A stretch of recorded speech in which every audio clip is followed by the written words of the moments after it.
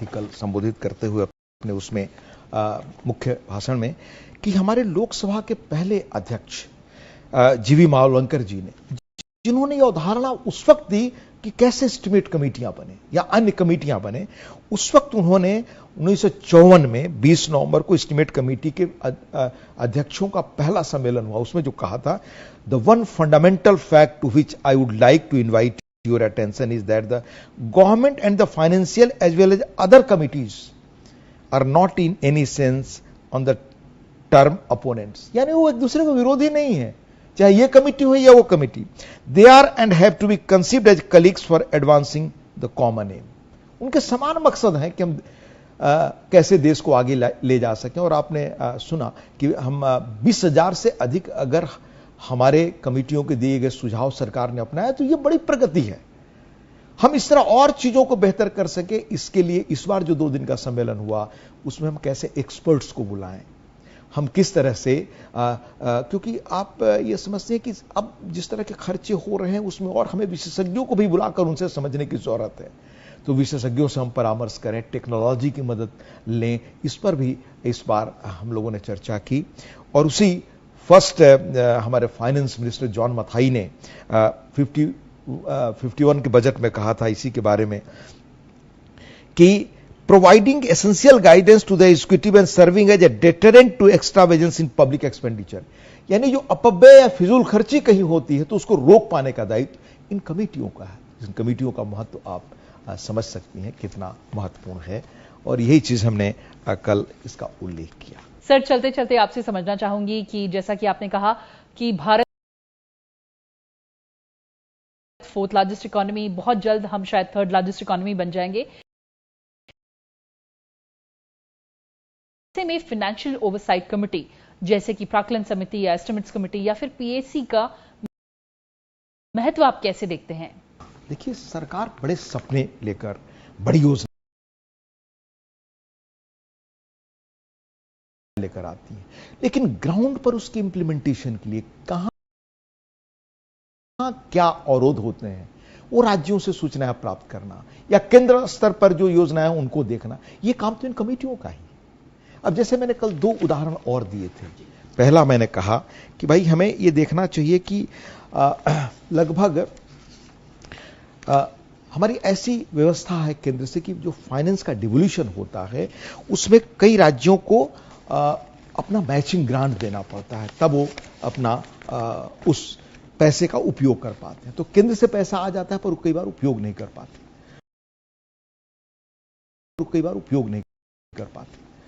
तो इसमें मैंने 2 बातें कही थी कि आपने देखा होगा अभी पिछले दिनों राज्य सरकारों ने भी अपना बजट बहुत हर राज्य सरकार ने पेश किया, केंद्र ने भी किया, उस पर बड़ी बहस हुई विधानसभाओं से लेकर के उसमें।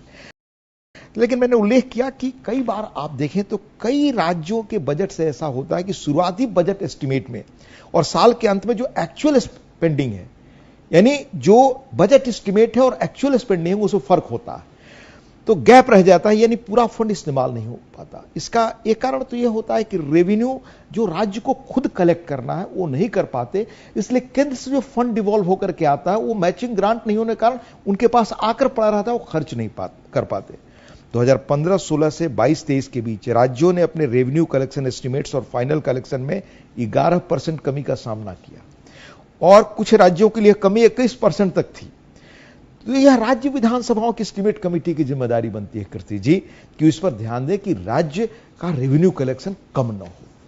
कई राज्य शिकायत करते हैं, और आपने संसद टीवी में देखा होगा कि हमारे राज्य को कम पैसा मिला, हमें पूरा केंद्र धन नहीं दे रहा, पर फैक्ट क्या है उसके पीछे।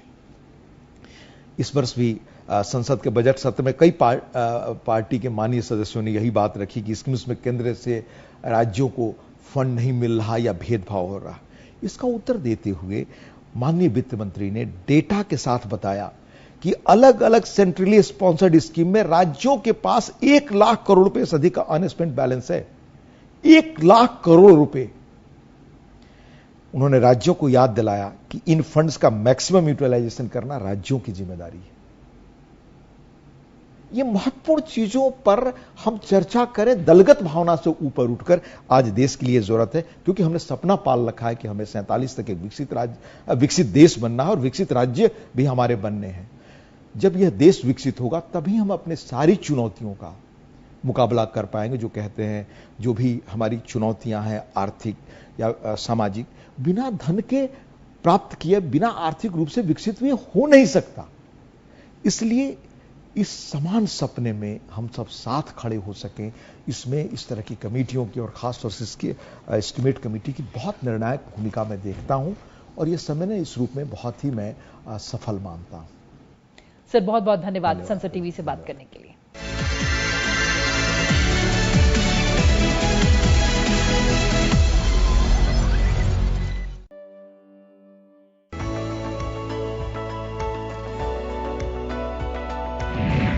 Parliament Library. Parliament Library is one of the finest and richest repositories in the country. The total collection of the Parliament Library is about 19 lakh documents consisting of 3,35,200 books, including 40,000 regional and 1,000 rare books. Members Reading Room G061. Members Assistance Counter to get the desired documents or information. Display of Lok Sabha or Rajya Sabha publications. Leading newspapers in English, Hindi and regional languages. Collage showing the golden moments of Parliament Library since its setup in 1921. Collage containing emblems of princely states. Smart Zone. Services of Maxter are also available here. Dedicated book corners with the books written by sitting members. Books on and by Dr. B.R. Ambedkar, Professor Ramdhari Singh and high dignitaries. Specialized collections. Gandhiana. More than 4,137 books are stacked in room number G048. Nehruana. More than 1,000 books are stacked in room number G050. Original calligraphed Constitution of India kept in 2 nitrogen gas-filled glass receptacles in a separate room. Members Circulation Counter. Members can get the books and other documents issued or returned from the circulation counter situated in G045. Members can give suggestions for purchasing of new books or periodicals. Members can give suggestions for purchasing of new books or periodicals through the prescribed form available at the circulation counter. New additions to the Parliament Library are displayed near the circulation counter. Services for visually impaired users. The devices for visually impaired are installed near the circulation counter. These technology devices enable the visually impaired users to access the information more independently. Other facilities. Delivery of books at members' residences in the NCR. Bibliographies on special interests of members. Free reprography and typing facilities. Members can send online request or suggestion regarding books and other documents through members' portal. Members' lounge set up at room number G052. Maxter. Online access to more than 8,500 magazines and newspapers. JSTOR. Online access to more than 12 million journal articles of archival value. E-legal databases. Various e-resources of the library are available online under the icon Knowledge Center. https://sansad.in/ls/library/about. Online library catalog is available on eGranthalaya. Reaching out to members through regular SMS services. Information published in the Lok Sabha and Rajya Sabha Bulletin Part 2 during session, members portal and the TV scrolls on Sansad TV. Members Reading Room G78 Parliament House. Facilities provided to sitting members only in G78 are Members Assistance Counter, display of Lok Sabha and Rajya Sabha publications, latest newspapers and magazines in English, Hindi and other regional languages, computer systems with Wi-Fi connectivity and advanced printers, Smart Zone, Services of Maxter are also available here.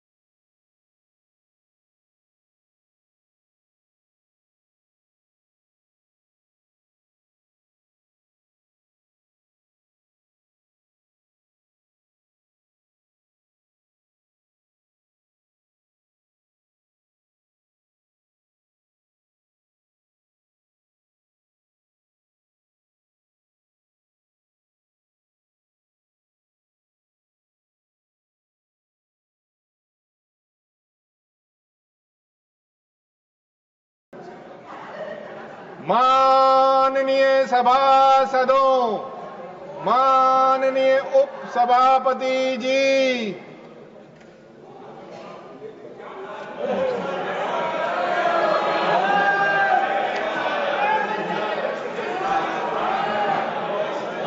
माननीय सदस्यगण, मुझे प्रश्नकाल के पहले एक आवश्यक सूचना देनी है। The ministry of home affairs wide notification eight 22/7/25 has conveyed the resignation of Vice President of India, Shri Jagdeep Dhankar, under Article 67A of the Constitution with immediate effect.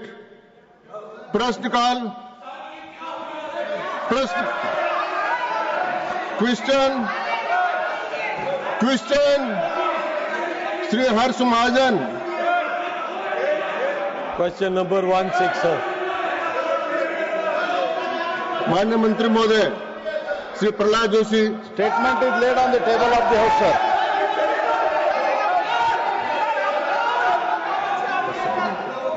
First supplementary Shri Harish Mahajan, Harsh Mahajan, तो मैं माननीय सभापति जी, माननीय मंत्री जी से जानना चाहूँगा कि कितनी हम बिजली पैदा कर रहे हैं, क्या वो बैटरी स्टोरेज सिस्टम और माननीय सदस्यगण कृपया बैठिए। आप कृपया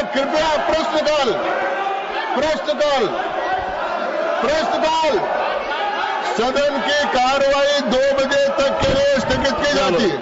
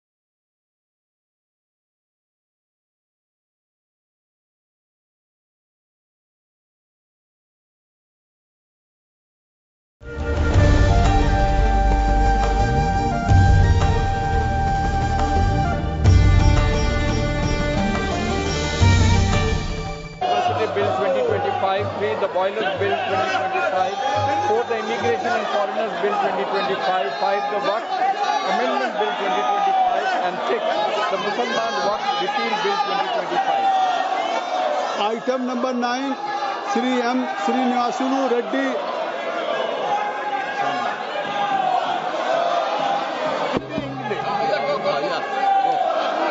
Sir, I rise to present the 5th report, Hindi and English versions on the subject, Regional Rapid Transit System and role of NCRTC of the Department-related Parliamentary Standing Committee on Housing and Urban Affairs 2024-25, listed against my name in today's list of business, sir. Thank you. Item number 10, Sri Saptagiri Ulaka ji. Sri Saptagiri Ulaka ji. 10th report, Hindi and English versions of the Standing Committee on Rural Development Panchayati Raj as listed against my name in today's list of business. Item number 11, Dr. Viren Kumar ji. सभापति महोदय जी, आपकी अनुमति से मैं प्रस्ताव करता हूं कि सभा के सदस्य भारतीय पुनर्वास परिषद अधिनियम 1992 की धारा 4 के साथ धारा 3 की उप धारा 3 के खंडजा के अनुसरण में ऐसी रीति से जैसा अध्यक्ष निर्देश है उक्त अधिनियम के अन्य उपबंधों के अध्याधीन उनकी नियुक्ति की तारीख से 2 वर्षों की अवधि के लिए अथवा जब तक उनके उत्तरवर्ती विधिवत रूप से नियुक्त नहीं कर दिए जाते हैं, जो भी अधिक हो भारतीय पुनर्वास परिषद के सदस्यों के रूप में कार्य करने के लिए अपने में से 2 सदस्य निर्वाचित करें। प्रश्न यह है कि डॉक्टर वीरेंद्र कुमार द्वारा प्रस्तुत प्रस्ताव को स्वीकृत किया जाए। जो सदस्य प्रस्ताव के पक्ष में हैं वो हाँ कहें, जो सदस्य प्रस्ताव के विपक्ष में हैं वो ना कहें। मेरे विचार में निर्णय हाँ वालों के पक्ष में हुआ, हाँ वालों के पक्ष में हुआ, प्रस्ताव स्वीकृत हुआ। Item number 11, doctor Virendra Kumar ji. माननीय सभापति महोदय जी, आपकी अनुमति से मैं प्रस्ताव करता हूं कि सभा के सदस्य दिव्यांगजन अधिकार अधिनियम 2016 की धारा 60 की धारा 2 के खंडगा के अनुसरण में ऐसी रीति से जैसा अध्यक्ष निर्देश दें उक्त अधिनियम के अन्य उपबंधों तथा उसके अंतर्गत बनाए गए नियमों के अध्याधीन उनके सभा के सदस्य बने रहने तक की अवधि के लिए केंद्रीय दिव्यांगता सलाहकार बोर्ड के सदस्यों के रूप में कार्य करने के लिए अपने में से 2 सदस्य निर्वाचित करें। प्रश्न ये है कि डॉक्टर वीरेंद्र कुमार द्वारा प्रस्तुत प्रस्ताव को स्वीकृत किया जाए। जो सदस्य प्रस्ताव के पक्ष में है वो हाँ कहें, जो सदस्य प्रस्ताव के विपक्ष में है वो ना कहें। मेरे विचार में निर्णय हाँ वालों के पक्ष में हुआ, हाँ वालों के पक्ष में हुआ, प्रस्ताव स्वीकृत हुआ। मैं अपने सभी दल के नेताओं से अपील करना चाहता हूं। I am requesting to KC Venugopal ji, Akhilesh Yadav ji, all the respective leader. कल आपने एक विषय उठाया था, कल आप चाहते थे कि आपका ऑपरेशन सिंदूर पे उस पर डिस्कशन हो। संसदीय कार्य मंत्री ने कहा था कि आज बिजनेस एडवाइजरी कमेटी की बैठक है और उसमें स्पीकर साहब की अध्यक्षता में होगा। और आपने देखा कि बिजनेस एडवाइजरी कमेटी में जिसके लिए सदन को इसी तरह से कल बाधित कर रहे थे, 16 घंटे की उस पर डिस्कशन मंजूर हुआ। अगर आप चाहते हैं कि SIR पे भी, जिस पे आज आप एक तो प्ले कार्ड अलाउ नहीं है, कृपया सदन की मर्यादा आपसे ही है। सदन में स्पीकर साहब ने समय समय पे कहा है कि इस तरह के कार्ड को डिस्प्ले मत करिए, ये सदन की मर्यादा को ठेस पहुंचाता है, सदन की गरिमा। ये सदन आपका है, देश का सर्वोच्च सदन है, पूरे देश की जनता देख रही है। अगर आप इस विषय पर डिस्कशन चाहते हैं तो कृपया Akhilesh ji, business advisory committee में ये विषय आएगा और जिस विषय पे भी आप चर्चा, तो सदन से मैं आग्रह करूंगा अमर जी कि आप लोग सबको लेके जाएं, मैं इस विषय पे रूलिंग दे दूंगा। आप कृपया सदन के सदस्यों से, औजला जी आप वैकेट करें। मैं आपसे अनुरोध कर रहा हूं कि जब सरकार आपके किसी भी विषय को आपके चर्चा करने के लिए तैयार है। सरकार आपको, अर्जुन राम मेघवाल जी, मैं सभापति जी आपके माध्यम से कहना चाहता हूं कि सरकार किसी भी विषय पे जिसमें आप रूल्स के तहत अनुमति देंगे, हम चर्चा करने के लिए तैयार हैं। कल भी हमने कहा, आज भी हम कह रहे हैं और मैं इनसे अपील करता हूं कि ये अपनी सीट में जाए ताकि चर्चा कर सके। हम महत्वपूर्ण चर्चा है, हम किसी भी विषय पर जिसमें आप अनुमति दें रूल्स के तहत उसमें चर्चा करने के लिए तैयार है। संसदीय कार्य मंत्री जी ने, मैं सभी माननीय सदस्यों से अपील करता हूं, सभी दल के नेताओं से अपील करता हूं कि अगर संसदीय कार्य मंत्री जी कह रहे हैं कि जो भी विषय रूल के अंतर्गत, जो भी विषय बिजनेस एडवाइजरी कमेटी तय करेगी, आपने ऑपरेशन सिंदूर पे देखा है, इस विषय को भी आप ले आइए। और सरकार हर विषय पे न केवल चर्चा करने के लिए तैयार है बल्कि उस पर जवाब देने के लिए तैयार है।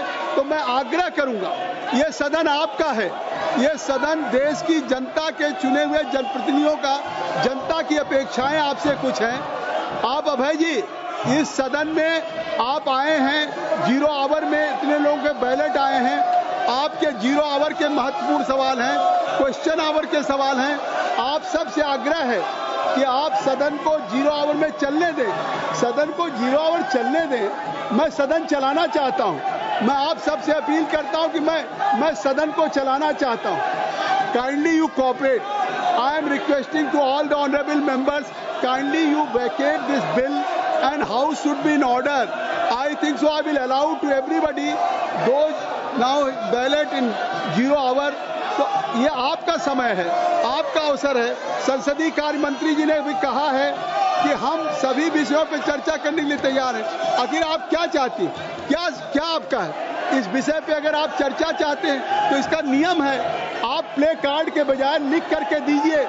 आप प्ले कार्ड दिखाने के बजाय, आप हाउस के मेंबर हैं, आप you can submit your proposal resolution in the form according with the law, और वो that will be considered by your business advisory committee. और स्पीकर साहब समय देंगे, सरकार जवाब देगी, आपको क्या चिंता? नहीं, ये डिस्प्ले इसको करके आप क्या संदेश देना चाहते? आप क्या संदेश देना चाहते? इस सदन में आप केवल ये इस तरह के कार्ड्स को डिस्प्ले कर रहे हैं। इससे निश्चित तौर से मैं कहता हूं, आपसे आग्रह करता हूं, आपसे आप लोगों से आग्रह करता हूं, आप इसको सदन को फिर मजबूर कर रहे हैं। ये सदन जो आपका समय है कि हम सदन को स्थगित करें, आपसे आज भी आग्रह है कि आप इस सदन को मैं चलाना चाहता हूं। सभा की कार्रवाई 2 बजे तक के लिए स्थगित की जाती है।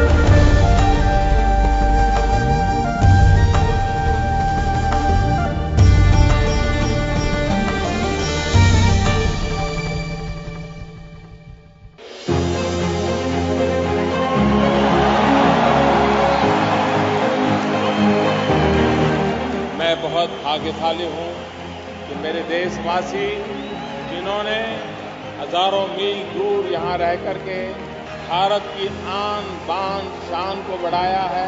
Prime minister Modi is the boss. अगले 25 साल में विकसित होने के लक्ष्य के साथ आगे बढ़ रहा है वो देश है। आपके इस प्यार के लिए, आपके स्नेह के लिए, भारत के प्रति आपकी ये श्रद्धा के लिए हृदय से आपका बहुत बहुत धन्यवाद करता हूं।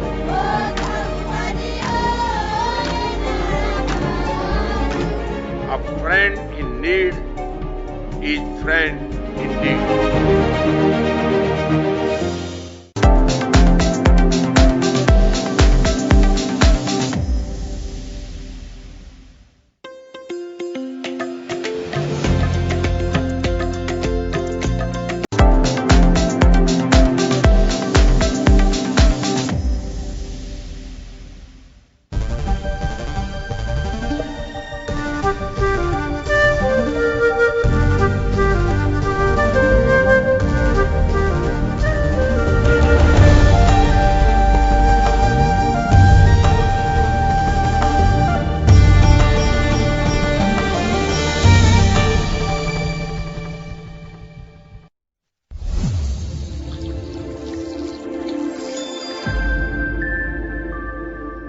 दुनिया के देश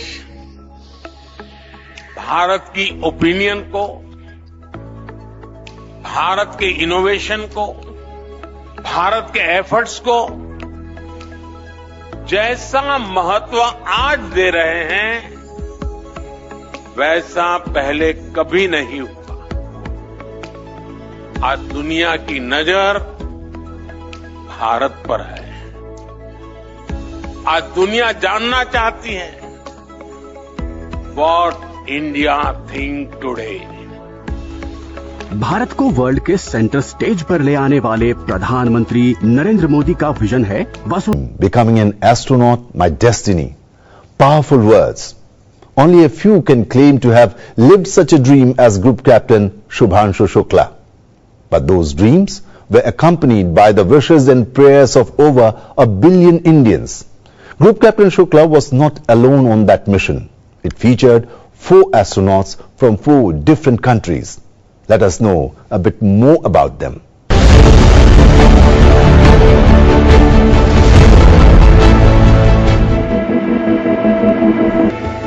Mission Akash Ganga or XCM-4 was led by veteran NASA astronaut Peggy Whitson.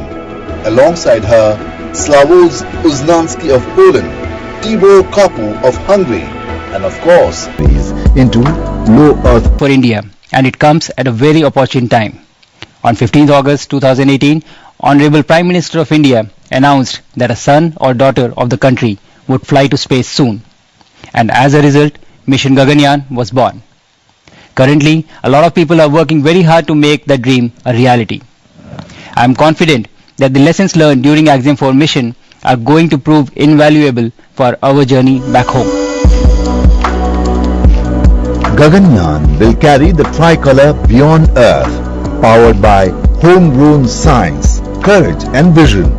It will not just be a mission, it is the beginning of a new era in Indian space exploration. To observe, research and prepare for deeper missions, whether to the moon, Mars or beyond. For India, this milestone will not only inspire a generation of scientists and explorers, but also signal to the world that its aspirations are not limited by gravity. From Aryabhat to Chandrayaan, from Gaganyaan to the Indian Space Station, this is India's unfolding celestial saga. I think globally the cooperative way of human spaceflight is something well established, because every nation wants to help each other in terms of human spaceflight. And this area, I think, spacefaring nations are very, very clear. I think they want to help each other to really prepare all nations to finally fly humans to space. In that context, I think Russians have been helping in the past. The US has now come forward to have a collaborative and commercial process of flying Group Captain Shubhanshu Shukla to space. I think all of this will really help us in really preparing future human spaceflight program in a big manner.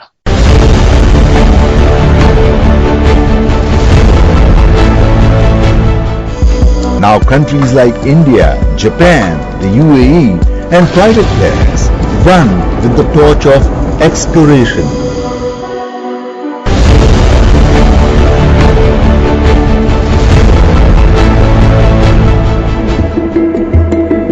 XCM-4 mission marks a new era in Indian space exploration, bridging symbolic milestones with practical utility.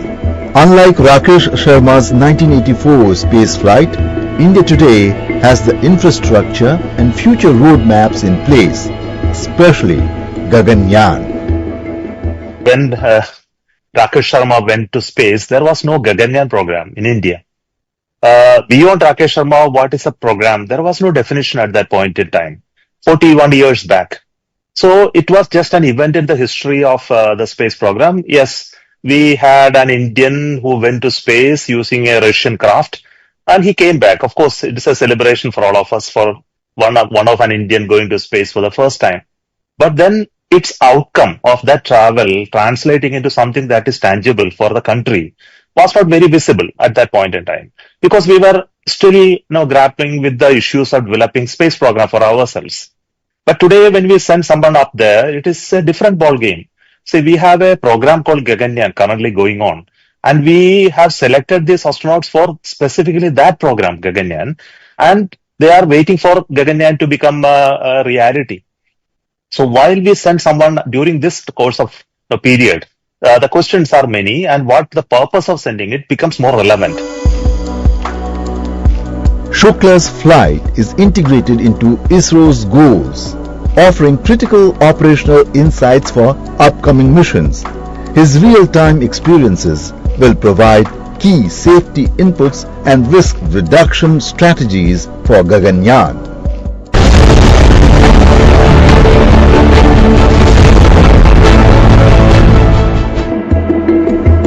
In space, everything changes. Perspective, gravity, even silence. For Shukla, it is more than engineering. It is spiritual.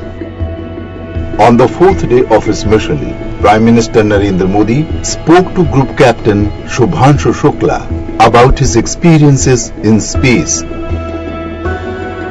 अच्छा, शुभ अंतरिक्ष की विशालता देखकर सबसे पहला विचार क्या आया आपको? पृथ्वी को बाहर से देख के जो पहला ख्याल और पहला जो थॉट मन में आया वो ये था कि पृथ्वी बिल्कुल एक दिखती है। भारत सच में बहुत भव्य दिखता है, बहुत बड़ा दिखता है, या जितना हम मैप पे देखते हैं उससे कहीं ज्यादा बड़ा। और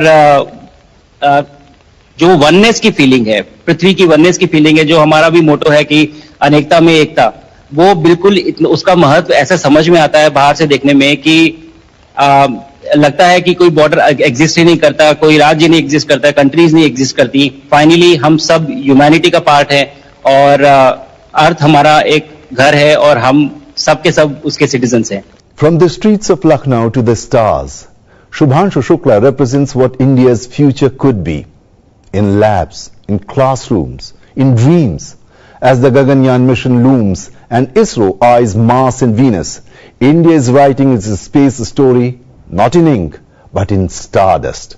As for the AX4 or the Akash Ganga mission, the river of skies will continue to flow into the hopes of 1 billion and more.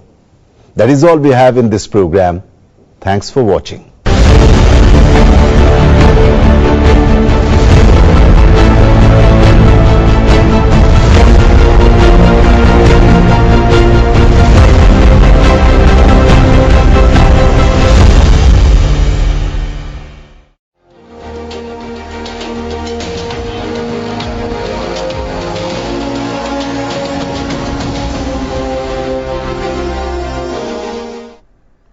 नमस्कार, स्वागत है आपका संसद टीवी पर। मैं हूं मनोज वर्मा और आप देख रहे हैं हमारा खास कार्यक्रम मुद्दा आपका। आज हम बात करेंगे संसद के मानसून सत्र और विजय उत्सव की। संसद का मानसून सत्र सोमवार से शुरू हो गया, लेकिन संसद की कार्रवाई शुरू होने से पहले संसद भवन परिसर में प्रधानमंत्री नरेंद्र मोदी ने मीडिया को संबोधित करते हुए मानसून सत्र को विजय उत्सव का नाम दिया। प्रधानमंत्री नरेंद्र मोदी ने कहा कि मानसून नवीनता और नवसृजन का प्रतीक है। प्रधानमंत्री नरेंद्र मोदी ने मीडिया से बात करते हुए देश की कई उपलब्धियों का जिक्र किया और उपलब्धियों का राष्ट्रीय गौरव का प्रतीक बताया। संसद का मानसून सत्र क्यों विजय उत्सव का प्रतीक है? मानसून सत्र कैसे नवीनता और नवसृजन का प्रतीक है? प्रधानमंत्री नरेंद्र मोदी जी के संबोधन का, मुद्दों का और देश की उपलब्धियों का क्या संदेश है, क्या मायने हैं? मुद्दा आपका में इस पे चर्चा करेंगे। चर्चा करने के लिए दो खास मेहमान मेरे साथ इस समय मौजूद हैं, जुड़े हुए हैं हमारे साथ। लोकसभा के भाजपा के एमपी संतोष पांडे जी हमारे साथ इस समय स्टूडियो में मौजूद हैं। संतोष जी, आपका स्वागत है संसद टीवी पर। साथ ही हम बात करेंगे डॉक्टर मनोज कुमार जी से, जो एसोसिएट प्रोफेसर हैं दयाल सिंह कॉलेज दिल्ली यूनिवर्सिटी के। मनोज जी, आपका भी स्वागत है संसद टीवी पर। लेकिन संसद के मानसून सत्र पर प्रधानमंत्री नरेंद्र मोदी जी ने जिन मुद्दों को लेकर, जिन उपलब्धियों को लेकर मीडिया से बात की, जो संदेश दिया, उसके क्या मायने हैं, इस पे चर्चा शुरू करें। आइए सबसे पहले सुनते हैं प्रधानमंत्री नरेंद्र मोदी जी ने क्या कहा। ये मॉनसून सत्र एक विजयोत्सव है। पूरी दुनिया ने भारत की सैन्य शक्ति का, भारत के सैन्य के सामर्थ्य का रूप देखा है। ऑपरेशन सिंदूर में भारत की सेना ने जो लक्ष्य निर्धारित किया था 100% अचीव किया। आतंकियों के आकाओं के घर में जाकर के 22 मिनट के भीतर ऑपरेशन सिंदूर के तहत उसको जमींदोज कर दिया गया। और मैंने बिहार की एक कार्यक्रम में इसकी घोषणा की थी, जो हमारी सैन्य शक्ति ने बहुत ही कम समय में सिद्ध करके दिखा दिया। और इसमें मेड इन इंडिया सैन्य शक्ति का ये नया स्वरूप इस पर भी दुनिया बहुत आकर्षित हुई है।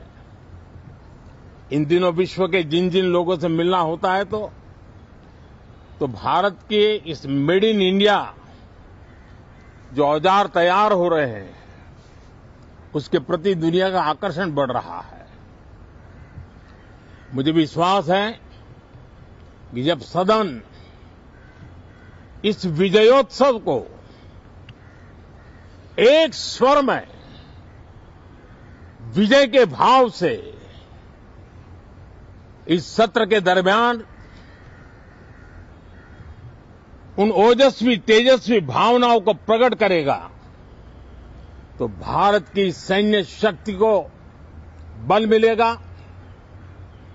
प्रोत्साहन मिलेगा, देशवासियों को प्रेरणा मिलेगी और सैन्य क्षेत्र में जो रिसर्च, इनोवेशन और मैन्युफैक्चरिंग हो रहे हैं, made in India defence equipment बन रहे हैं, उसको भी एक बल मिलेगा और जो भारत के नौजवानों के लिए नए रोजगार के अवसर पैदा करेगा। जाहिर सी बात है, संसद के मानसून सत्र में विभिन्न मुद्दों पर चर्चा होगी, भारत की उपलब्धियों पर चर्चा होगी, जो गौरव की बात है उस पर चर्चा होगी, क्योंकि मुद्दा विजय उत्सव का है, क्योंकि संसद का मानसून सत्र है। जाहिर सी बात है, कई मुद्दे हैं जो देश को गौरव की प्रेरणा देते हैं, गर्व करने की प्रेरणा देते हैं। संतोष जी, मैं आपसे शुरुआत करूंगा इस मुद्दे को खासतौर से, क्योंकि संसद का जो मानसून सत्र है सोमवार से शुरू हुआ है। प्रधानमंत्री जी ने इसे विजय उत्सव के समान बताया, विजय उत्सव का प्रतीक बताया है। यह सत्र क्यों विजय उत्सव का प्रतीक है? माननीय प्रधानमंत्री जी ने आज सत्र के शुभारंभ के अवसर पर बहुत ही अच्छी शुरुआत उन्होंने की और मानसून से उन्होंने शुरुआत किया। सरिताएं, पर्वत, वायु, सूर्य, चंद्र, अंबर प्यारा, ऋतुराज यहाँ का प्रिय है, प्रिय वर्षा की जलधारा। वास्तव में हमारा देश कृषि प्रधान है, कृषि प्रधान है, वर्षा के ऊपर हम निर्भर रहते हैं। संसाधन है किंतु वर्षा जरूरी है। और वहां से ये भी देखें कि कृषि के साथ साथ जो शानदार प्रदर्शन अभी हमारी सेना ने किया है, जिस प्रकार से ऑपरेशन सिंदूर हुआ है और पहलगाम में जिस प्रकार से जाति पूछकर, नाम पूछकर वार किया गया, मारा गया, ये भारत की धरती है। इसी भूमि पुत्री के खातिर भस्म हुई लंका सारी, सुई नोक भर भू के पीछे हुआ महाभारत भारी।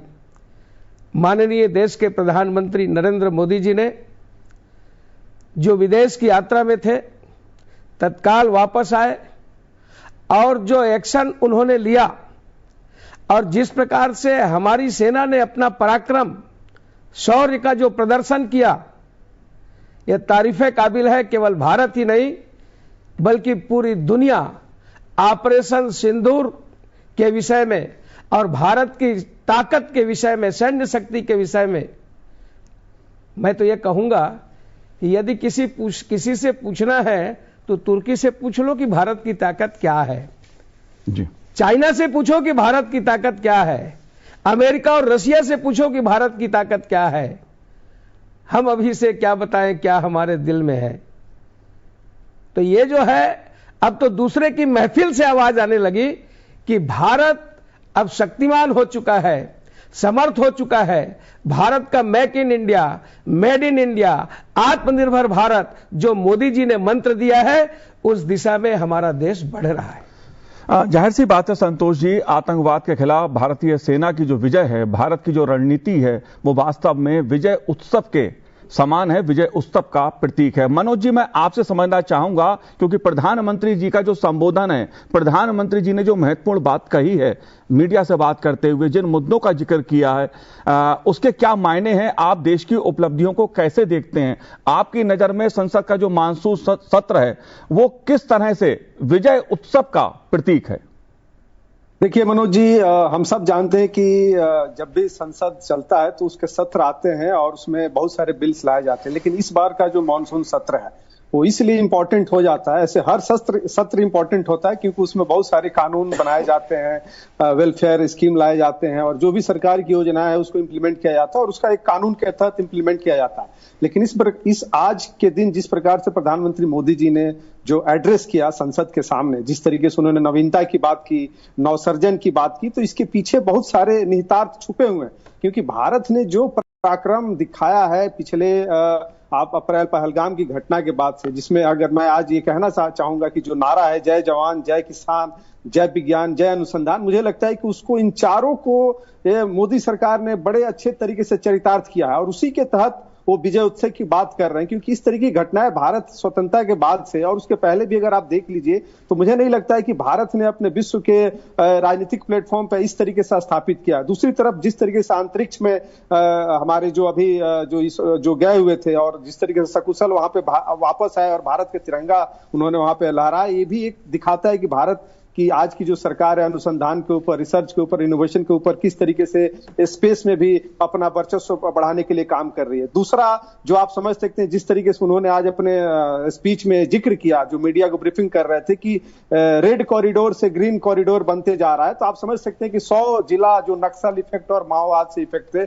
उसको इसके पहले गृह मंत्री अमित शाह जी ने जिस तरीके से सफाया किया है, वो मुझे लगता है कि भारतीय देश के लिए और खास करके जो एक्सटर्नल फोर्सेस हैं जो भारत को स्थिर करना चाहते हैं, तो मुझे लगता है कि इस तरीके की तमाम चीजें हुई हैं जो कि कहीं ना कहीं भारत सरकार की दूरदर्शिता को दर्शाता है और ये देश के सुदृढ़ के लिए और राष्ट्र हित में मुझे लगता है कि बहुत बड़ी कदम है। और इसीलिए इस बार का जो मानसून सत्र है, और एक चीज और मैं कहना चाहूंगा, जिस प्रकार से अभी हमारे इसके पहले जो सांसद महोदय बोल रहे थे, क्योंकि बारिश का मौसम है और हम सब जानते हैं कृषि प्रधान देश होने के नाते लगभग इस बार 3 गुना ज्यादा पानी स्टोर हुआ है, ये प्रधानमंत्री जी ने खुद अपने स्टेटमेंट में कहा। तो मुझे लगता है कि कहीं न कहीं किसानों के लिए भी खुशखबरी है और इससे हमारे आने वाले समय में जिस तरीके से हमने 25 करोड़ लोगों को गरीबी रेखा से बाहर निकाला है, आप समझ सकते हैं कि इस 10 सालों में मुझे लगता है कि इस तरीके का एजेंडा सेट करना संकल्पित होके, तो ये बहुत बड़ा अचीवमेंट है इस सरकार के लिए। इसीलिए मानसून सत्र बहुत इंपॉर्टेंट हो जाता है। जी बिल्कुल मनोज जी, क्योंकि कई पहलू हैं, कई मुद्दे हैं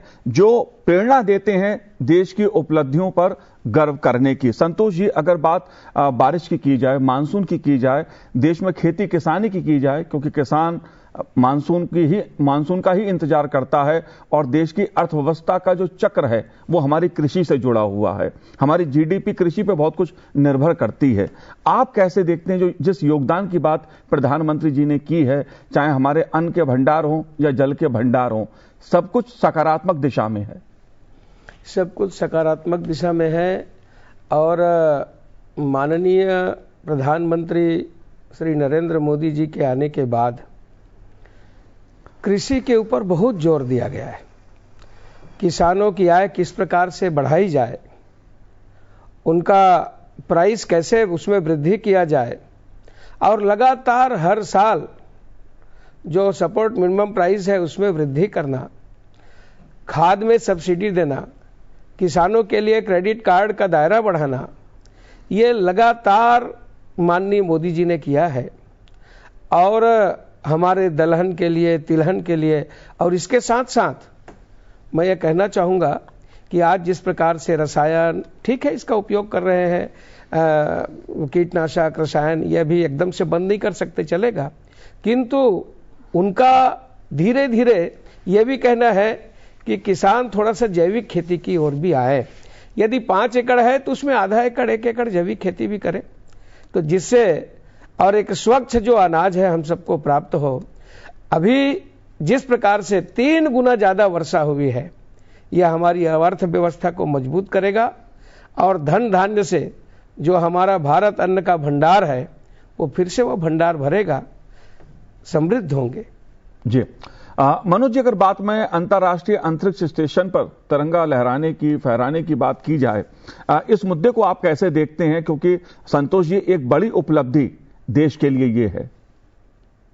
वास्तव में देखा जाए तो जिस प्रकार से शुभम शुक्ला जी ने और अंतरिक्ष में जाकर के वहां भारत का झंडा लहराया है, जो ज्वाइंट एडवेंचर में उन्होंने अपनी सहभागिता दिखाई है, ये आने वाले समय के लिए भारत के लिए बहुत ही उपयोगी होगा और इसका लाभ भारत को तो मिलेगा ही, पूरे विश्व को मिलेगा, मैं ये कह सकता हूं कि हम सब के लिए बहुत ही सुखद और खुशी और गौरव का वो क्षण था।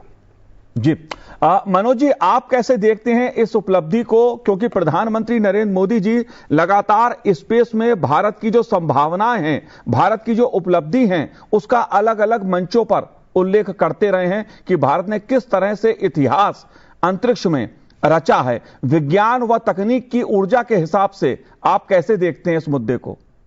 देखिए मनोज जी, एक चीज आज भारत ही नहीं बल्कि पूरा विश्व इस मानने को तैयार है कि पिछले 10 सालों में जिस प्रकार से साइंस एंड टेक्नोलॉजी और खास करके स्पेस में भारत सरकार ने जो बजट का एलोकेशन किया, क्योंकि देखिए आज की इस अर्थव्यवस्था में जब तक आप बजट और रिसर्च इनोवेशन नहीं करेंगे तो आप इन सब चीजों को प्राप्त नहीं कर सकते। और आज जिस तरीके से विश्व में टेक्नोलॉजी का एक युग चल रहा है, उसमें भारत की सहभागिता बहुत बड़ी हो जाती है, क्योंकि हम सबसे बड़े विश्व के स्टेक होल्डर हैं, सबसे बड़े कंज्यूमर हैं। लेकिन जब तक हमारा सेल्फ प्रोडक्शन नहीं होगा हर क्षेत्र में, वो चाहे आर्थिक हो, सामाजिक हो, तकनीकी हो, तो मुझे लगता है कि उसी क्षेत्र में ये जो सरकार है इस क्षेत्र को बढ़ा रही है और स्पेस सेक्टर के रूप में इसको स्थापित करने का प्रयास किया जा रहा है। और मुझे लगता है कि इस बार के जो मानसून सत्र में जरूर इस सरकार कुछ न कुछ इस पे एक एजेंडा लेके आएगी, जिससे कि आने वाले समय में जो भारत का जो स्पेस सेक्टर है उसको हम विश्व के स्पेस सेक्टर के अनुकूल कैसे बना सके, उसको हम किस तरीके से इनोवेशन के साथ जोड़ सके। क्योंकि देखिए एक चीज हमें समझना होगा कि पूरे वर्ल्ड एक रिफॉर्म के दौर से गुजर रहा है और भारत वही ट्रांजिशनल फेज है। जिस प्रकार से एक पॉलिटिकल स्टेबिलिटी भारत को मिली है, ये हम सब यहाँ के 140 करोड़ देश के लिए बड़ा ही गौरवान्वित है। क्योंकि आज मैं एक आपको आंकड़ा देना चाहूंगा, क्योंकि ये बहुत बड़ा आंकड़ा है, ILO का आंकड़ा, इंटरनेशनल लेबर ऑर्गेनाइजेशन का, उसने उस प्लेटफॉर्म पे रखा है कि 90 करोड़ जो भारतीय हैं, भारत के जो लोग हैं, उन्हें सोशल सिक्योरिटी प्रदान की गई है। तो आप समझ सकते हैं कि ये कितना बड़ा अचीवमेंट है। 140 करोड़ की आबादी में हम सब जानते हैं कि भारत विविधताओं का देश है और किस तरीके से विभिन्नताएं हैं, लेकिन इन सब के बावजूद, इन चुनौतियों के बावजूद जिस तरीके से भारत सेल्फ रिलायंट की तरफ बढ़ रहा है हर क्षेत्र में, वो चाहे एग्रीकल्चर हो, चाहे इंडस्ट्रियल हो, या टेक्नोलॉजी हो, या स्पेस सेक्टर हो, तो मुझे लगता है कि ये एक बहुत बड़ी अचीवमेंट है इस सरकार की। और आने वाले समय में ये जो मानसून सत्र है, जिस तरीके से अभी इसके पहले जो एजेंडे लाए गए हैं, उसमें नो डाउट इन सब चीजों को विस्तार से अगर अपोजिशन एक अच्छा रोल प्ले करता है, तो मुझे लगता है कि इस देश की जनता के लिए बहुत ही सुखदायी और एक तरीके से फ्रूटफुल ये सेशन हम सबको देखने को मिलेगा। जाहिर सी बात है मनोज जी, प्रधानमंत्री नरेंद्र मोदी जी ने अपने संबोधन के जरिए विपक्ष से सभी सदस्यों से यह आह्वान किया है कि जो देश की उपलब्धि है, चाहे बात अंतर्राष्ट्रीय अंतरिक्ष में जाकर स्टेशन पर तिरंगा लहराने की हो या आतंकवाद के खिलाफ भारत की सेना की विजय उपलब्धि की हो, इसलिए मानसून सत्र को विजय उत्सव के जरिए यह सत्र सैन्य शक्ति को समर्पित करने का आह्वान प्रधानमंत्री जी ने किया है। संतोष जी, मैं आपसे समझना चाहता हूं, जब हम ऑपरेशन सिंदूर की बात करते हैं तो दो इसके मुझे पहलू नजर आते हैं। पहला पहलू यह नजर आता है कि भारत की सेना ने सटीक पाकिस्तान में जो आतंकवादी अड्डे थे उनको ध्वस्त करने का काम किया। दूसरा, स्वदेशी हथियारों का जिस तरह से उपयोग इस सैन्य शक्ति में किया गया, उसको आप कैसे देखते हैं? वास्तव में भारत ने 11 साल में जो किया है, माननीय प्रधानमंत्री नरेंद्र मोदी जी के नेतृत्व में, ये देखते ही बनता है। मैं किसी कवि का एक 2 लाइन सुना था कि ये तो शीश टिका रखे हैं अमेरिका के जूते पर और हम तो जंग लड़ा करते हैं अपने ही बलबूते पर।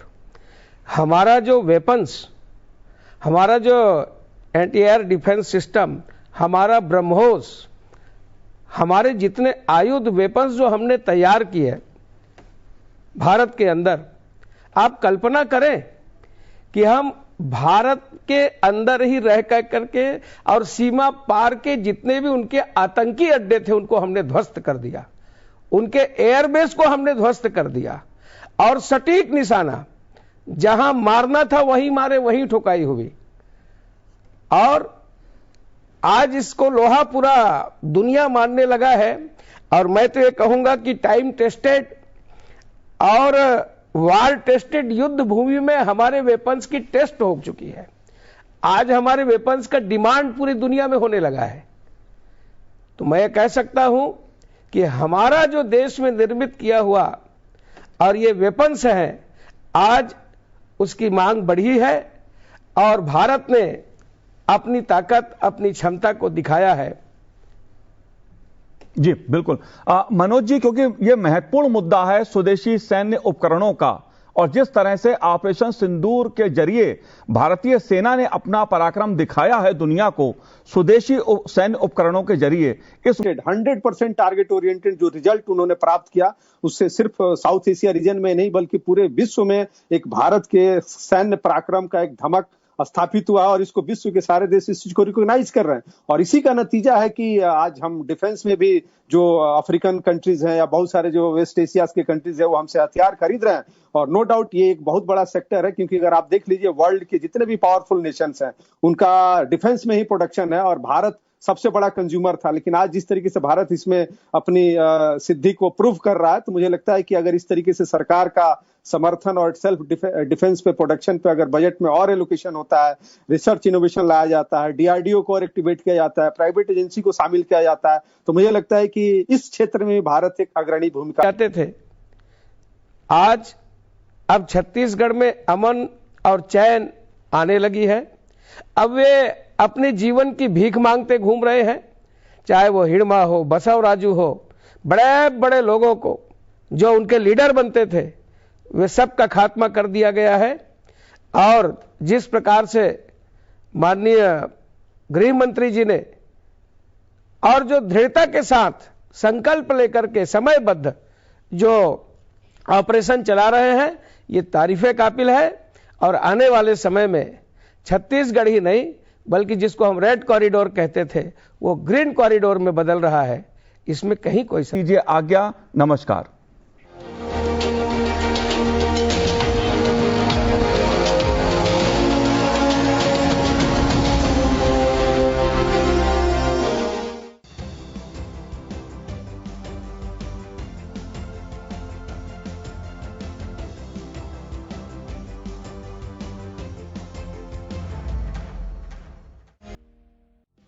केंद्र सरकार ने लोगों के कल्याण के लिए कई तरह की योजनाएं शुरू की हैं। इन योजनाओं के जरिए अंतिम व्यक्ति तक फायदा पहुंचाया जा रहा है। युवाओं के लिए भी सरकार ने कई योजनाएं शुरू की हैं जिसके जरिए लाखों लोगों का फायदा मिल रहा है। इसमें प्रधानमंत्री कौशल विकास योजना भी शामिल है। इस स्कीम के जरिए सरकार की ओर से लाखों लोगों को स्किल डेवलपमेंट के लिए काम किया जा रहा है, उन्हें रोजगार लेने लायक बनाया गया है। प्रधानमंत्री कौशल विकास योजना का उद्देश्य युवाओं को कौशल प्रशिक्षण प्रदान करना रहा। PMKVY भारतीय युवाओं को उद्योग प्रासंगिक कौशल प्रशिक्षण लेने में सक्षम बनाता है, जो उन्हें बेहतर आजीविका हासिल करने में मदद करता है। PMKVY पूरे भारत में विशेषकर ग्रामीण और अर्ध शहरी क्षेत्रों में लाखों लोगों को कौशल प्रशिक्षण प्रदान करने में सफल रही है। योजना ने कौशल अंतर को कम करने और युवाओं की रोजगार क्षमता में सुधार करने में भी मदद की है। इसके अलावा PMKVY ने विभिन्न क्षेत्रों में कुशल कार्यबल के विकास में मुख्य भूमिका निभाई है, जो अर्थव्यवस्था के विकास के लिए आवश्यक है। भारत की बढ़ती युवा आबादी में अपार संभावनाएं हैं, लेकिन इस जनसांख्यिकीय लाभांश का दोहन करने के लिए कौशल की जरूरत है। कौशल विकास, शिक्षुता, उद्यमिता, वैश्विक श्रम शक्ति की जरूरतों के अनुरूप तैयारी और पारंपरिक व्यवसायों को बढ़ावा देने के केंद्रित प्रयासों के जरिए सरकार अपने नागरिकों को आर्थिक और सामाजिक प्रगति का वाहक बनने के लिए सशक्त बना रही है। 2014 से कौशल विकास और उद्यमशीलता मंत्रालय ने अपनी विभिन्न योजनाओं के जरिए 6 करोड़ से ज्यादा भारतीयों को अपना और देश का एक उज्जवल भविष्य बनाने के लिए सशक्त बनाया है। श्रम एव जयते, ये हमारी परंपरा को पुनर्जीवित करने के लिए प्रयास है। आज देश एक बार फिर स्किल को सम्मान दे रहा है, स्किल डेवलपमेंट पर भी उतना ही जोर दे रहा है। इस सदी को भारत की सदी बनाने के लिए बहुत जरूरी है कि भारत के युवा पढ़ाई के साथ ही स्किल में भी उतने ही दक्ष हो। इसी सोच के साथ हमारी सरकार ने युवाओं के कौशल विकास और नए संस्थानों के निर्माण को सर्वोच्च प्राथमिकता दी है। इस बदलाव के केंद्र में देश का स्किल इंडिया मिशन है, जो विभिन्न कार्यक्रमों के जरिए युवाओं को उद्योग जगत के लिए प्रासंगिक और आवश्यक कौशल से लैस कर रहा है। ये पहल कौशल विकास, फिर से कुशल बनाने और कौशल के उन्नयन पर केंद्रित है, जिससे लाखों लोगों को स्थायी करियर के लिए आवश्यक उपकरण हासिल होते हैं। कौशल संबंधित कमियों को पूरा करके नवाचार को बढ़ावा देकर और रोजगार के नए अवसर पैदा करके SIM एक आत्मनिर्भर और विकसित भारत का मार्ग प्रशस्त कर रहा है।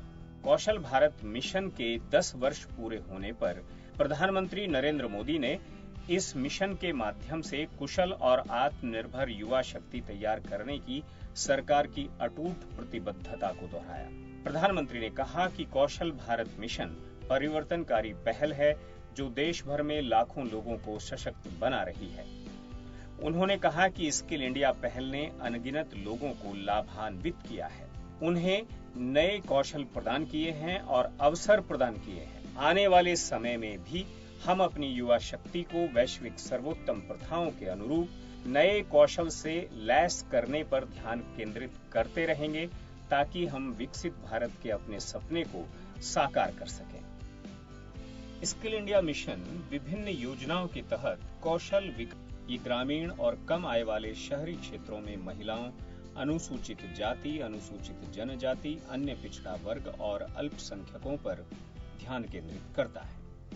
इस योजना के तहत वित्तीय वर्ष 2018-19 से लेकर वित्तीय वर्ष 2023-24 तक 26 लाख से ज्यादा लोगों को प्रशिक्षित किया जा चुका है। राष्ट्रीय शिक्षुता संवर्धन योजना प्रशिक्षुओं को वृत्तिका के लिए वित्तीय सहायता प्रदान करके शिक्षुता को बढ़ावा देती है। प्रशिक्षण में उद्योगों में बुनियादी और कार्यस्थल व्यावहारिक प्रशिक्षण दोनों शामिल हैं। PMNAPS के तहत 51,000 से ज्यादा प्रतिष्ठानों की भागीदारी के साथ 19 मई 2025 तक 36 जाता है और कौशल प्रमाणन के लिए उन्हें आर्थिक पुरस्कार प्रदान करके प्रोत्साहित किया जाता है। इस योजना का उद्देश्य उद्योग और युवाओं की रोजगार क्षमता को बढ़ावा देना है। PMKVY के पहले चरण के सफल कार्यान्वयन के बाद PMKVY 2.0 को क्षेत्र और भौगोलिक दोनों ही नजरिए से विस्तार दिया गया। जब किसी युवा के पास पढ़ाई की शक्ति के साथ ही स्किल की शक्ति भी होती है, तो उसका आत्मविश्वास अपने आप बढ़ जाता है। युवा जब स्किल के साथ सशक्त होकर जरिए युवाओं को सशक्त बनाने और राष्ट्र को शक्तिशाली बनाने का प्रयास किया गया है। PMKVY के पहले चरण में 2015-16 में इसके पायलट चरण के दौरान 19,85,000 उम्मीदवारों को प्रशिक्षित किया गया। PMKVY के दूसरे चरण में 1 करोड़ 10 लाख अभ्यर्थियों को प्रशिक्षित किया गया। PMKVY के तीसरे चरण में 7,37,000 उम्मीदवारों को प्रशिक्षित किया गया, जिसमें CCCP-CW के तहत 1,20,000 उम्मीदवारों को और SHI के तहत 1,80,000 उम्मीदवारों को प्रशिक्षित किया गया। PMKVY के चौथे चरण के तहत पिछले 3 वित्तीय वर्षों यानी 2022 से 2025 के दौरान 244.52 करोड़ रुपए खर्च किए गए। 11 जुलाई 2025 तक इस चरण के अंतर्गत 25 लाख से ज्यादा उम्मीदवारों को प्रशिक्षित किया जा चुका है। पिछले कुछ वर्षों में प्रधानमंत्री कौशल विकास योजना के तहत 1.63 करोड़ से ज्यादा उम्मीदवारों को मैन्युफैक्चरिंग, निर्माण, स्वास्थ्य सेवा, IT, इलेक्ट्रॉनिक्स, रिटेल जैसे विभिन्न क्षेत्रों में प्रशिक्षित किया गया है। प्रधानमंत्री कौशल विकास योजना के तहत नई पहल की बात करें तो हाशिए पर पड़े समूहों के लिए लक्षित कौशल विकास में त्रिपुरा में 2,500 ब्रू जनजाति के उम्मीदवारों, असम और मणिपुर में जेल कैदियों और 18 राज्यों में पंख परियोजना के तहत 13,834 उम्मीदवारों को प्रशिक्षित करना शामिल था। इसमें 70% महिलाएं हैं। आज देश ने आपका हाथ थामा है। कल आपको देश को आगे लेकर जाना है।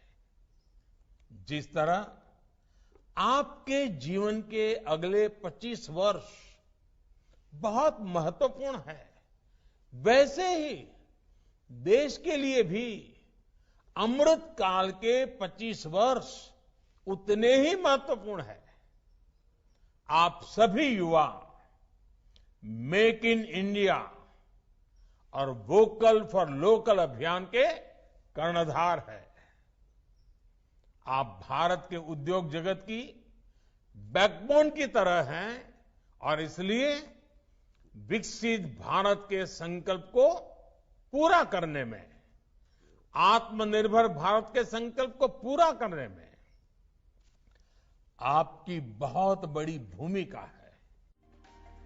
पारंपरिक शिल्प और कौशल उन्नयन के लिए PMKVY 3.0 के तहत 2,243 महिलाओं को जम्मू और कश्मीर के नमदा शिल्प में प्रशिक्षित किया गया। नागालैंड और जम्मू कश्मीर के कारीगरों और बुनकरों के लिए RPL कौशल उन्नयन परियोजना के तहत 9,605 उम्मीदवारों को प्रशिक्षित किया गया। दोनों परियोजनाओं का नेतृत्व हस्तशिल्प और कालीन क्षेत्र में कौशल परिषद की तरफ से किया गया। प्रधानमंत्री कौशल विकास योजना प्रमुख सरकारी पहलों जैसे PM सूर्य घर, vibrant village programme, Beti Bachao Beti Padhao, जल जीवन मिशन, ग्रीन हाइड्रोजन मिशन का समर्थन करता है और व्यापक प्रभाव के लिए इन योजनाओं में कौशल विकास को शामिल करता है। कोविड-19 महामारी के दौरान कोविड योद्धाओं के लिए एक अनुकूलित क्रैश कोर्स कार्यक्रम के जरिए 1,20,000 से ज्यादा स्वास्थ्य कार्यकर्ताओं को प्रशिक्षित किया गया। NEP 2020 के अनुरूप स्कूलों और कॉलेजेस को व्यावसायिक केंद्रों के रूप में उपयोग करते हुए 1,23,000 से ज्यादा युवाओं को प्रशिक्षित किया गया। अनौपचारिक श्रमिकों के कौशल को औपचारिक रूप से मान्यता दी जाती है, जिससे लंबे प्रशिक्षण के बिना रोजगार क्षमता बढ़ जाती है। स्किल इंडिया डिजिटल हब प्रशिक्षण पर डिजिटल रूप से निगरानी रखता है, आधार आधारित सत्यापन सुनिश्चित करता है और भुगतान को प्रदर्शन से जोड़ता है। PMKVY 4.0 कौशल संबंधी योग्यताओं को अकादमिक बैंक ऑफ क्रेडिट्स के साथ जोड़ता है, जिससे कौशल और औपचारिक शिक्षा के बीच क्रेडिट का हस्तांतरण संभव हो पाता है।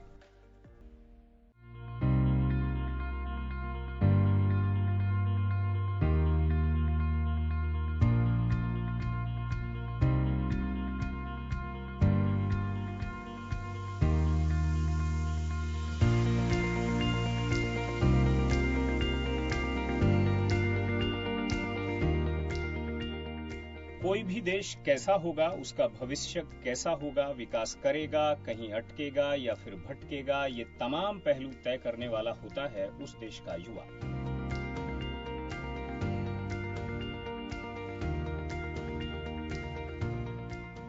युवाओं को किसी भी देश का भविष्य कहा जाता है। इस लिहाज से भारत का भविष्य सुरक्षित है। भारत दुनिया का सबसे युवा देश है। हमारी सोच, हमारे सपने सब जवान हैं।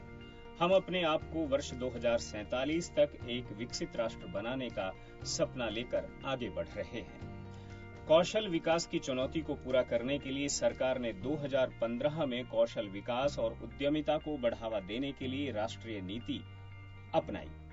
प्रधानमंत्री कौशल विकास योजना के तहत अब तक लाखों युवाओं को प्रशिक्षण दिया जा चुका है। अगले आधा घंटे में युवाओं के सपनों को पंख लगाने क्यों जरूरी है, सरकार की नीति क्या है, कैसा रहा है अब तक का सफर और क्या है आगे की राह।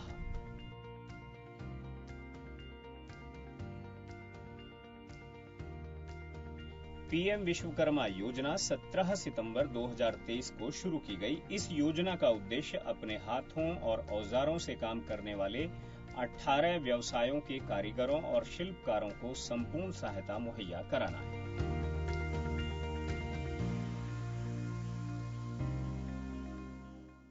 ये टूल्स मेड इन इंडिया ही होने चाहिए।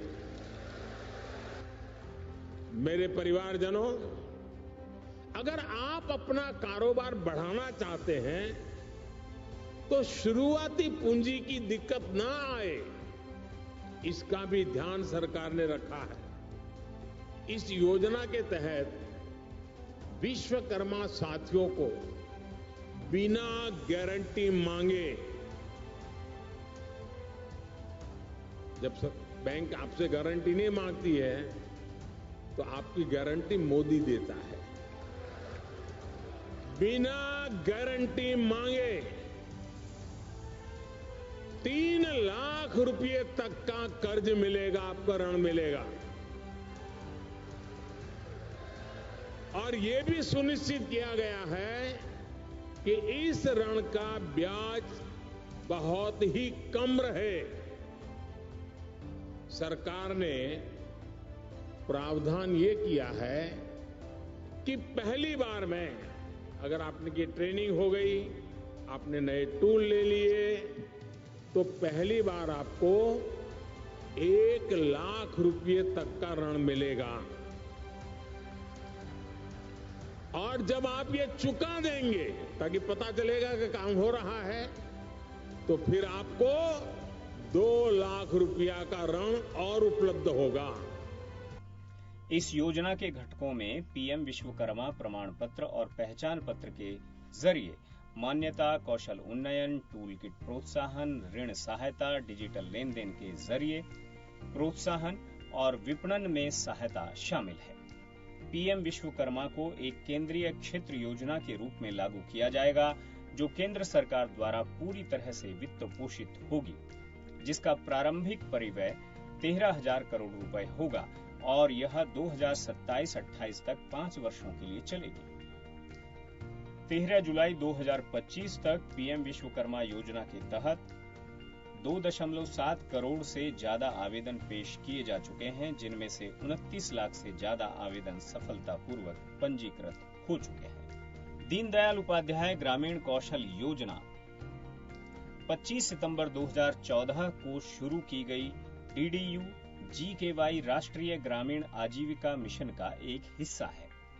इसका दोहरा उद्देश्य ग्रामीण गरीब परिवारों की आय में विविधता लाना और ग्रामीण युवाओं की करियर संबंधी आकांक्षाओं को पूरा करना है।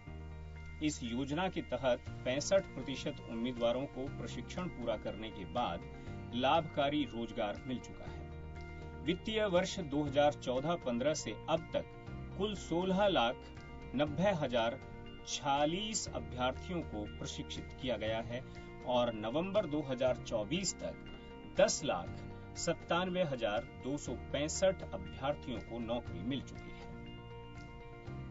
ग्रामीण स्वरोजगार एवं प्रशिक्षण संस्थान जनवरी 2009 में शुरू की गई इस ग्रामीण योजना में ग्रामीण युवाओं में उद्यमिता को बढ़ावा देने के उद्देश्य से प्रशिक्षुओं को निरंतर प्रेरित करने के लिए उच्च गुणवत्ता वाले आवासीय निशुल्क प्रशिक्षण और प्रशिक्षण के बाद क्रेडिट लिंकेज के साथ अनुवर्ती कार्रवाई की रूपरेखा तैयार की गई है। चूंकि RSETI बैंक प्रेरित संस्थान है, इसलिए इन्हें विशिष्ट पहचान देने के लिए संबंधित प्रायोजक बैंकों का नाम पहले से ही लगा दिया जाता है। 30 जून 2025 तक वित्तीय वर्ष 2025-26 में कुल 56,69,369 उम्मीदवारों को प्रशिक्षित किया गया है, जबकि वित्तीय वर्ष 2016-17 में 22,89,739 उम्मीदवारों को प्रशिक्षित किया गया था। प्रधानमंत्री कौशल विकास योजना एक सरकारी कार्यक्रम से कहीं आगे बढ़कर विकसित हो चुकी है। यह योजना कौशल विकास और आजीवन सीखने के जरिए युवाओं को सशक्त बनाने की भारत की प्रतिबद्धता की प्रतीक है।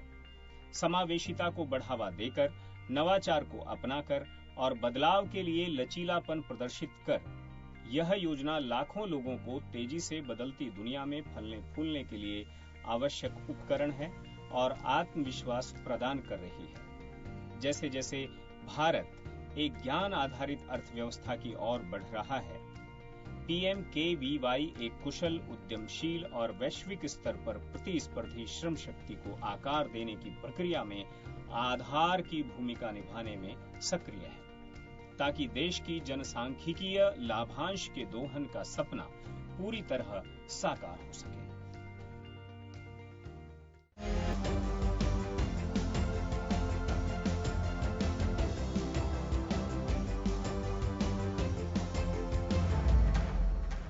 निर्बाध रूप से तभी किया जा सकता है जब विधायी प्रारूप यानी लेजिस्लेटिव ड्राफ्ट त्रुटिहीन हो। विधायी प्रारूपण यानी लेजिस्लेटिव ड्राफ्टिंग वो प्रक्रिया है जिसके द्वारा विधायक पदार्थ यानी सब्सटेंस और प्रारूप यानी फॉर्म दोनों को सही रूप में साधने का प्रयास करते हैं। तकनीकी त्रुटियां आमतौर पर मूल कार्य से समझौता करती हैं। मूल त्रुटियां तकनीकी कार्य को हताशा की कवायद में बदल देती हैं और अदूरदर्शी प्रक्रियाएं सब कुछ कमजोर कर देती हैं। इसलिए लेजिस्लेटिव ड्राफ्टिंग का मजबूत होना बेहद आवश्यक है। विधायी प्रारूपकार यानी लेजिस्लेटिव ड्राफ्टिंग करने वाले कानून बनाने के लिए उत्तरदायी होते हैं और उनका ये उत्तरदायित्व लोकतांत्रिक शासन को बढ़ावा देता है और कानून के शासन को प्रभावी बनाता है। विधायी प्रारूपण का समाज और राज्य के कल्याण के लिए लागू की गई नीतियों और विनियमनों की व्याख्या पर एक बड़ा प्रभाव पड़ता है। सरकार का सबसे शक्तिशाली अंग संसद है और इसकी ताकत कानून। विधायी मसौदा किसी भी देश को अच्छी तरह से चलाने की सबसे महत्वपूर्ण विधा है। लेजिस्लेटिव ड्राफ्टिंग यानी विधायी मसौदा एक गतिमान प्रक्रिया है, लिहाजा इसे तैयार करने के कौशल में वृद्धि होती रहनी चाहिए। अगर ऐसा नहीं करेंगे तो कानून की महत्ता कमजोर होती जाएगी। बदलते दौर में कानून और उसके मसौदे में बदलाव समय की मांग है। भारत जैसे लोकतांत्रिक परंपरा वाले देश में इस पर ध्यान दिया जाना बेहद आवश्यक है। विधायी मसौदा कोई विज्ञान या कला नहीं है, बल्कि एक कौशल है जिसे भावना के साथ जोड़कर लागू करना होता है। लेजिस्लेटिव ड्राफ्टिंग में ध्यान देने वाली बात यह है कि उसमें ग्रे एरिया यानी अपरिभाषित कुछ भी नहीं होना चाहिए या फिर उसे कम करने पर हमेशा ध्यान देना चाहिए और कानून सुस्पष्ट हो ये तय किया जाना चाहिए। लेजिस्लेटिव ड्राफ्टिंग ये विज्ञान नहीं है और लेजिस्लेटिव ड्राफ्टिंग कला भी नहीं है। लेजिस्लेटिव ड्राफ्टिंग कौशल है जिसको आत्मा के साथ जोड़कर, स्पिरिट के साथ जोड़कर लागू करना है। तो लेजिस्लेटिव ड्राफ्टिंग के कोई फिक्स रूल्स नहीं होते, आपको पढ़ाए जाएंगे रूल्स, मगर वो सभी रूल्स से ऊपर संविधान के स्पिरिट को समझकर उसको जमीन पर उतारना वो आपका काम है। इसके साथ साथ संविधान की स्पिरिट हम तभी समझेंगे जब अच्छी जानकारी संविधान की होगी और ग्रे एरिया को मिनिमाइज करने पर हमेशा ध्यान रखें। बीते 9 सालों में कानून के क्षेत्र में बहुत काम हुआ है। मोदी सरकार ने देश हित में कई समय अनुकूल कानून भी बनाए हैं। 2000 अप्रासंगिक कानूनों को निरस्त कर दिया है। समाज और अदालतों को कानूनी जाल से मुक्त किया है। अनुच्छेद 370 संविधान का अस्थायी प्रावधान था। संविधान निर्माताओं ने इसे समझदारी से वहां रखा था। बहुत सोचने के बाद संविधान में अस्थायी शब्द डाला गया। अस्थायी शब्द डालने से कश्मीर से धारा 370 हटाना आसान हो गया। विधायी प्रारूपण हमारे लोकतंत्र का एक महत्वपूर्ण हिस्सा है। विधायी प्रारूपण के बारे में जानकारी का अभाव कानूनों और संपूर्ण लोकतांत्रिक व्यवस्था को कमजोर करता है।